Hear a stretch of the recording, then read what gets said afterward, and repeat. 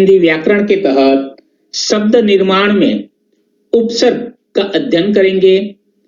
उपसर्ग के अध्ययन के तहत मैं आपका हार्दिक स्वागत करता हूं। शब्द निर्माण को देखेंगे। हम जान चुके हैं कि मूल शब्दों से कुछ शब्दांशों या शब्दों को जोड़कर नए शब्दों का निर्माण किया जाता है। यह शब्द निर्माण 3 प्रकार से होता है। एक उपसर्ग, दूसरा प्रत्यय द्वारा, तीसरा समास द्वारा। तो आज हम उपसर्ग का अध्ययन करेंगे।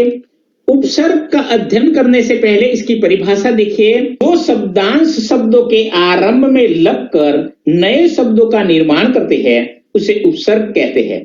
ये अर्थ युक्त होते हैं परंतु स्वतंत्र रूप से प्रयुक्त नहीं होते। ये अन्य शब्दों के योग से नवीनता उत्पन्न करते हैं। तो प्यारे बच्चों, हम उपसर्ग की परिभाषा देखेंगे। वे शब्दांश जो किसी मूल शब्द के पूर्व में लगकर नए शब्द का निर्माण करते हैं अर्थात नए अर्थ का बोध कराते हैं, उन्हें उपसर्ग कहते हैं। उपसर्ग 2 शब्दों से मिलकर बना हुआ है। उपधन सर्ग, यानी उप का अर्थ है समीप या पास, सर्ग का अर्थ है भाग या सृष्टि करना। इस प्रकार उपसर्ग का अर्थ हुआ किसी शब्द के समीप आकर नए शब्द का निर्माण करना। जैसे उदाहरण के तहत पर देखते हैं तो हार शब्द यहां पर लिया हुआ है। हार शब्द का अर्थ है पराजय, तो हार शब्द के आगे प्र उपसर्ग लगाते हैं तो प्र धन हार बराबर प्रहार। परंतु इसी शब्द के आगे प्र यानी हार के आगे प्र शब्दांश को जोड़ने से नया शब्द बनेगा प्रहार, यानी प्र धन हार, जिसका अर्थ है चोट करना। तो उसी तरह दूसरा आ धन हार, आहार, तो आ जोड़ने से आहार शब्द अर्थात भोजन, है ना। उसी तरह हार के आगे दूसरा प्रत्यय सम धन हार बराबर संहार अर्थात विनाश। तो तीसरा शब्द देखिए विधन हार बराबर विहार अर्थात गुमना। इस तरह से अलग अलग उपसर्ग लगाकर नए शब्द बनाए जाएंगे। तो प्यारे बच्चों देखिए, उपसर्ग के भेद। हिंदी व्याकरण में उपसर्ग के 3 प्रकार बहुत ज्यादा प्रचलित है। तो पहला है तत्सम उपसर्ग, यानी संस्कृत के उपसर्ग कहलाते हैं। यानी संस्कृत भाषा में जो शब्द प्रयुक्त हुए हैं वही शब्द अगर हिंदी भाषा में प्रयुक्त होते हैं, ऐसे शब्दों को हम तत्सम शब्द कहते हैं। दूसरा है तद्भव उपसर्ग, यानी हिंदी के उपसर्ग, यानी संस्कृत भाषा में जो शब्द प्रयुक्त हुए हैं वो अपना रूप परिवर्तन होकर हिंदी में प्रयुक्त होते हैं, उसे तद्भव शब्द कहते हैं। तो ये तद्भव की परिभाषा हुई। और तीसरा है आगत शब्द। आगत यानी विदेशी शब्दों, यानी अर्थात अरबी, फारसी, उर्दू से आए हुए शब्दों को हम उपसर्ग, विदेशी उपसर्ग अर्थात अरबी, फारसी, उर्दू उपसर्ग कहेंगे। तत्सम उपसर्ग यानी संस्कृत के उपसर्ग, यानी संस्कृत भाषा में जो शब्द प्रयुक्त हुए हैं वैसे ही शब्द हिंदी में प्रयुक्त होते हैं, उसे तत्सम शब्द कहते हैं। तो हम यहाँ पर तत्सम उपसर्ग देखेंगे। तो देखिए, पहला उपसर्ग अति। अति का अर्थ होता है अधिक, यानी इससे अति शब्द को अर्थ लेकर प्रयोग होने वाले शब्द अत्यंत, अतीव, अतीन्द्रिय। ऐसे अधि शब्द का अर्थ है मुख्य, तो अधि शब्द जोड़कर अध्यादेश, अधीन, अध्ययन। अनु शब्द का अर्थ है अनुरूप, इससे बनने वाले शब्द अन्वय, अन्वीक्षण, अनुदित। अप शब्द का अर्थ है विपरीत, इससे बनने वाले शब्द अपकर्ष, अपशकुन, अपेक्षा। अभि शब्द का अर्थ है सामने, तो अभि से प्रयोग होने वाले शब्द अभ्युदय, अभ्यंतर, अभ्यास। अव शब्द का अर्थ है हीन, अव शब्द से प्रयोग होने वाले शब्द अवतार, अवकाश, अवशेष। आ शब्द का अर्थ है से, यानी आ से प्रयुक्त होने वाले शब्द आगम, आमोद, आतप। उत शब्द का अर्थ है श्रेष्ठ, यानी उत शब्द से प्रयोग किए जाने वाले शब्द उदय, उत्तम, उद्धार। उप शब्द का अर्थ है समीप, तो उप से बनने वाले शब्द प्रयोग किए जाने वाले शब्द उपेक्षा, उपाधि, उपहार। दूर शब्द का अर्थ है कठिन, तो दूर शब्द में प्रयुक्त किए जाने वाले दुर्गम, दुर्वस्था, दुराशा। प्र शब्द का अर्थ है अधिक, तो उससे बनने वाले शब्द प्रारंभ, प्रज्वल, प्रेत। प्रति शब्द का अर्थ है प्रत्येक, तो इससे बनने वाले शब्द प्रत्येक, प्रतीक्षा, प्रत्युत्तर। वी शब्द का अर्थ है भिन्न, इससे बनने वाले शब्द व्यवहार, व्यायाम, व्यंजन। परा शब्द का अर्थ है अधिक, इससे बनने वाले शब्द पराक्रम, पराविद्या, परावर्तन। ने शब्द का अर्थ है बिना, इससे बनने वाले शब्द निश्चल, निष्काम। परि शब्द का अर्थ है चारों ओर, इससे बनने वाले शब्द पर्यटन, पर्यंत, परिमाण। सु शब्द का अर्थ है सरल, इससे बनने वाले शब्द सुगंध, स्वागत, सुलभ। सम शब्द का अर्थ है पूर्ण शुद्ध, इससे बनने वाले शब्द संशय, संयोग, संलग्न। अन शब्द का अर्थ है नहीं, इससे बनने वाले शब्द अनुपम, अनन्य, अनेह। नि शब्द का अर्थ है विशेष, इससे बनने वाले शब्द न्यास, निकर, निषेध। नि शब्द का अर्थ है बाहर, इससे बनने वाले शब्द निरामिष, निर्वलम, निर्धन। दुष शब्द का अर्थ है बुरा, इससे बनने वाले शब्द दुष्कर, दुस्साध्य, दुस्साह। तद्भव शब्द ये है कि संस्कृत भाषा में जो शब्द प्रयुक्त हुए हैं वही शब्द अपना रूप परिवर्तन होकर हिंदी में प्रयुक्त होते हैं, उसे तद्भव शब्द कहते हैं।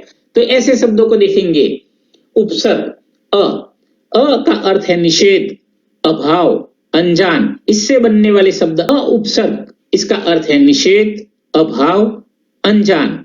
तो इससे बनने वाले शब्द अपढ़, अजान, अथाह, अलग, अनाम, अकाल, अचेत, अमोल, अघात, अकारण, अस्पृश्य।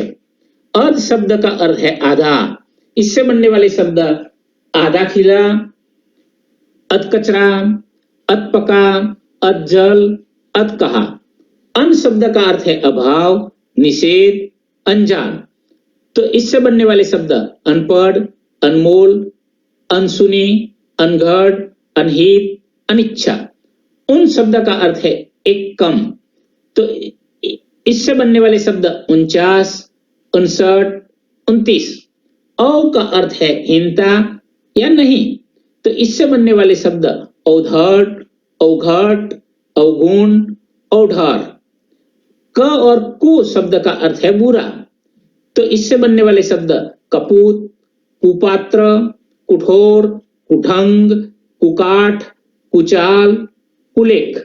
स और सु शब्द का अर्थ है अच्छा या सही, तो इससे बनने वाले शब्द सुकर्म, सुपूत, सुपात्र, सुठोर, सुलेख, सुबार, सुडोल, सुजान। स शब्द का अर्थ है सात या सहित, इससे बनने वाले शब्द सगोत्र, सरस, सहित, सजग। दु शब्द का अर्थ है बुरा या हीन, तो इससे बनने वाले शब्द दुकाल, दुलारा, दुसाध। नि शब्द का अर्थ है नहीं या अभाव, इससे बनने वाले शब्द निधड़क, निडर, निहत्था, निकम्मा।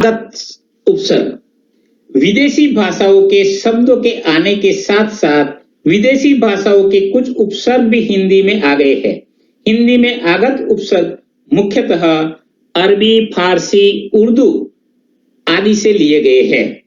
तो देखिए प्यारे बच्चों, कम उपसर्ग, उपसर्ग कम इसका अर्थ है हीन या थोड़ा, इससे बनने वाला शब्द है कमजोर, कम समझ, कम अक्ल, कम सीन, कम वक्त। खुश शब्द का अर्थ है अच्छा, खुशबू, खुश मिजाज, खुश दिल, खुश किस्मत, खुश खबरी, खुशहाल। गैर शब्द का अर्थ है नहीं या अभाव, इससे बनने वाले शब्द गैर हाजिर, गैर मिजाज, गैर मुमकिन, गैर घर, गैरवती, गैर सरकारी, गैर कानूनी। दर शब्द का अर्थ है में, इससे बनने वाले शब्द दरअसल, दरअसल, दरबार, दरमियान, दरकार, दरवेश, दर हकीकत। ना शब्द का अर्थ है अभाव, नापसंद, नादान, नाराज, नाबालिग, नामुमकिन, नालायक, नाउमीद, नाम। ब शब्द का अर्थ है अनुसार में। इससे बनने वाले शब्द बनाम, बदस्तूर, बददौलत, बइजलास, बकौल।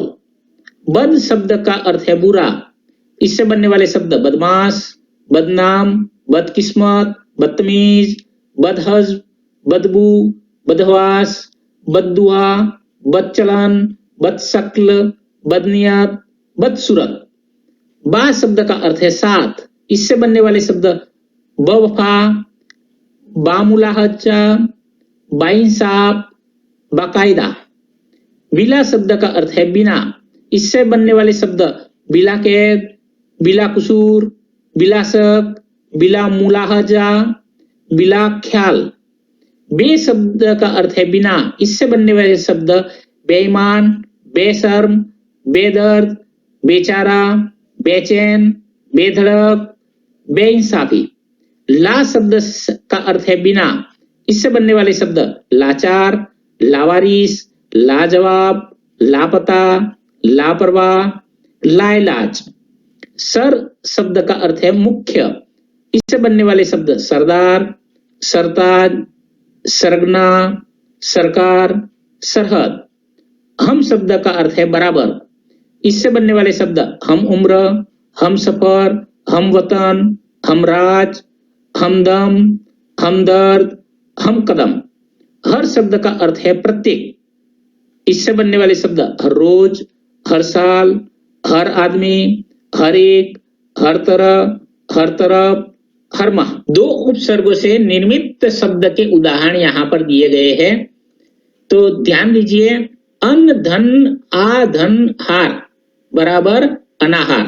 केवल अन्न को निकालते हैं तो अन्न, धन, आहार बराबर अनाहार। अनाहार में से अन्न भी निकला और आहार में से आ भी निकला, इसीलिए अन्न, धन, आ, धन, हार बराबर अनाहार। इसी तरह दूसरे शब्द बने हुए हैं, देखिए। निर्धन, आ, धन, करण बराबर निराकरण। अति धन, आ, धन, चार बराबर अत्याचार। सुधन, सम, धन, कृत बराबर सुसंस्कृत। सुधन, सम, धन, गठित बराबर सुसंगठित। सम, धन, आ, धन, चार बराबर समाचार।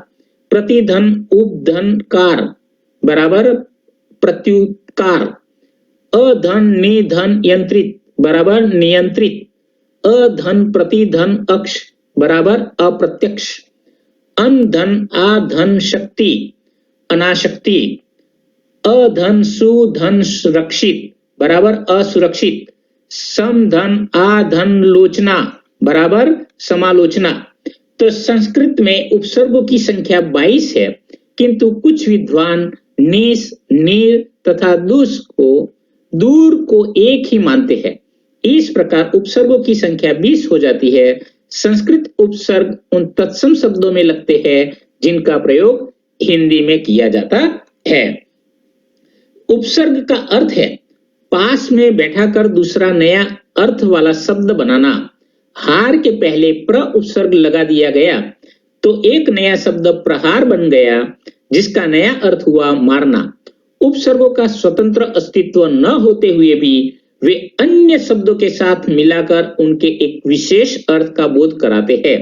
उपसर्ग शब्द के पहले आते हैं। वि उपसर्ग से शब्द यानी वि उपसर्ग से बनने वाले शब्द विख्यात, विनंती, विवाद, विहार, विदेश, विलाप, वियोग, विपक्ष, विशुद्ध, विकास, विज्ञान, विधवा, विशेष, विस्मरण, विराम, विभाग, विकार, विमुख, विनय, विनाश।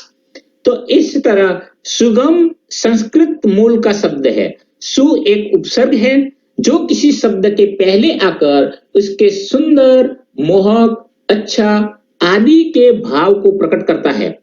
गम जिसका अर्थ जाना होता है के आरंभ में सु लगने से, यानी गम के आरंभ में सु लगने से सुगम बनता है, जिसका शाब्दिक अर्थ जाने में सरल या आसान होता है।